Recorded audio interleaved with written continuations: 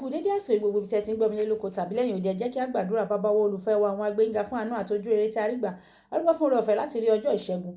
A dúpẹ́ fún àwọn ogun tẹ́ ṣẹ́ nínú ayé wa, tẹ́ ṣẹ́ fún wa, tẹ́ ṣẹ́ wọlẹ̀, tẹ́ rógun ayé wa, tẹ́ gbé wọn mì.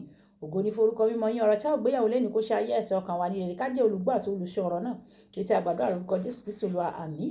Ìwé ọ̀run ṣíṣí tí a tẹ ọwọ́ olùṣọ́ àgùntàn yín náà kọ Adéjàre Adébóyè kọ. Ẹni ọjọ́ ìṣẹ́gun ọjọ́ 26 oṣù kẹjọ. Àkòrí tí a ò gbéyàwó lẹ́ni sọ wípé ìyanu apá kejì. Àmọ́ àkọ́sórí wa nínú ìwé Ẹ́ksódù orí ìkáǹdógún ẹsẹ̀ ìkọkànlá. Ẹ́ksódù orí ìkáǹdógún ẹsẹ̀ ìkọkànlá. Ta ni nínú àwọn òrìṣà tó dàbí rẹ, Olúwa? Ta ló dàbí rẹ ní títóbi, ní mímọ́, ẹlẹ́rù níyìn, tí í ṣe ohun ìyanu? Nígbà tí a mú Bíbélì kíkà wa nínú ìwé orin Dáfídì orí ìkẹtàdínlọ́gọ́rin ẹsẹ̀ ìkẹtàlá títí di ẹsẹ̀ ogún. Orin Dáfídì orí ìkẹtàdínlọ́gọ́rin ẹsẹ̀ ìkẹtàlá títí di ẹsẹ̀ ogún. Ọlọ́run, ọ̀nà rẹ ń bẹ nínú ìwà mímọ́ o. Ta ni alágbára tí ó tóbi bí Ọlọ́run? Ìwọ ni alágbára tí ń ṣe iṣẹ́ ìyanu.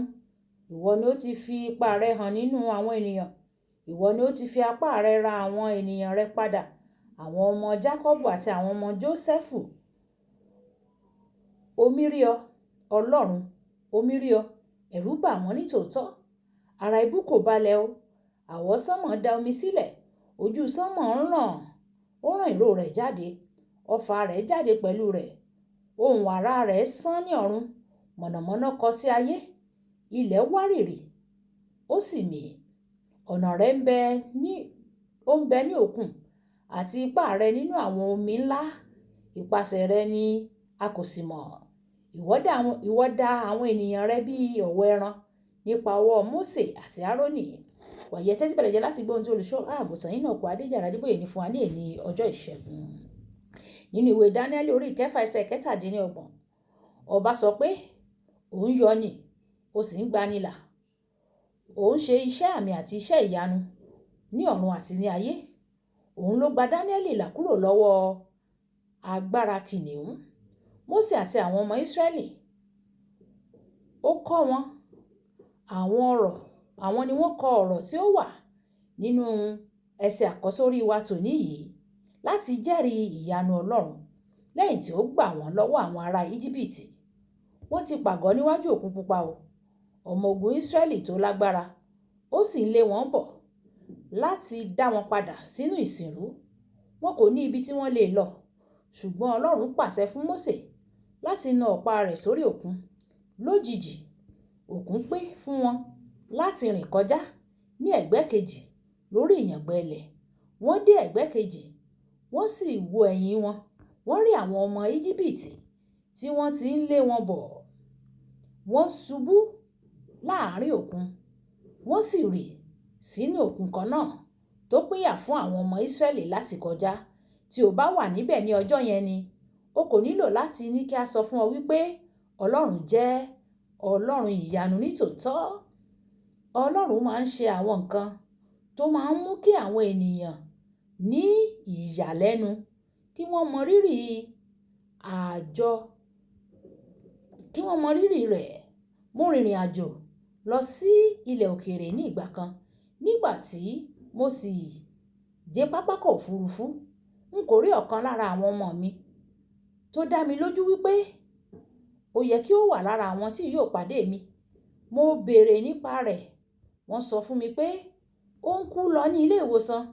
Mo sọ pé ẹ jẹ́ kí a yà ní ilé ìwòsàn kí a wò.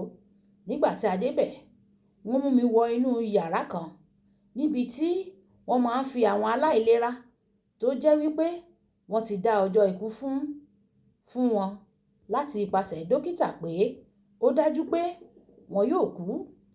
Àwọn aláìlera tí wọ́n bá wọ yàrá yẹn kì í sábà padà láàyè o. Ọmọ mi, ó jẹ́ ọ̀kan nínú wọn. Dókítà ṣe àyẹ̀wò sí wípé ó ní ẹgbẹ̀rún 4. Wọ́n sì sọ pé èyí tó yẹ kó wà lára ènìyàn ó kéré jù, kò yẹ kó ju 10 lọ. Tí ó bá ti tó 100, àwọn dókítà yóò fúnra sí irú jẹjẹrẹ bẹ́ẹ̀. Tí ó bá wá dé 103, wọ́n ti perú jẹjẹrẹ náà ní èyí tí yóò pa ẹni náà láìpẹ́. Ní orílẹ̀-èdè yẹn, o kò ní ẹ̀tọ́ láti gbàdúrà fún ẹnikẹ́ni tí kò bá fún ọ ní àǹfààní wípé kí o gbàdúrà fún òun.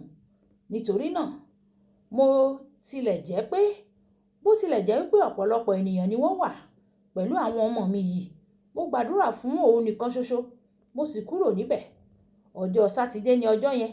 Nígbà tí yóò fi di ọjọ́ Wednesday, wọ́n ti tú gbogbo wọn ní ilé ìwòsàn sílẹ̀. Ṣùgbọ́n ìyàlẹ́nu tó tóbi jùlọ ni pé gbogbo ènìyàn tó wà nínú yàrá ní ọjọ́ tí mo lọ síbẹ̀ ni wọ́n tú sílẹ̀ láti lọ sílé ní ọjọ́ kan náà. Olùfẹ́, tí o bá ka ìwé yìí tí ayé sì ti pa ọkàn pọ̀ pé kò sí ìrètí fún ọ nípa àwọn nǹkan kan nínú ayé rẹ, Ọlọ́run ìyanu yóò yà wọ́n lẹ́nu ní orúkọ Jésù. Àmín. Kókó ìṣe pé Ọlọ́run ìyanu kí ó yí àwọn ohun tí ó dàbí pé kò ṣeé ṣe padà nínú ayé rẹ tàbí nínú ayé àwọn tí ó yí ọ ká lónìí. Ìjà sọ pé bàbá mi, Ọlọ́run ìyanu, Ọlọ́run ìyanu, Ọlọ́run ìyanu, gbogbo àwọn ohun tó dàbí kò ṣeé ṣe nínú ayé mi, nínú ayé ọmọ mi, nínú ẹbí mi, nínú ìdílé mi, Olúwa yí padà lónìí kí ó yà àwọn tí ó yí mi ká lẹ́nu lórí ọ̀rọ̀ mi. Bẹ́ẹ̀ ló máa rí o. Jésù Olúwa wa. Àmín. Olúwabùkọ́lá Ayako ní orúkọ mi o. Ẹ máa bá mi like, ẹ máa share, ẹ máa comment nípa ẹ̀ kí àwọn ènìyàn kí wọ́n lè jẹ àǹfààní ọ̀run ṣíṣí Yorùbá. Ó dàbọ̀.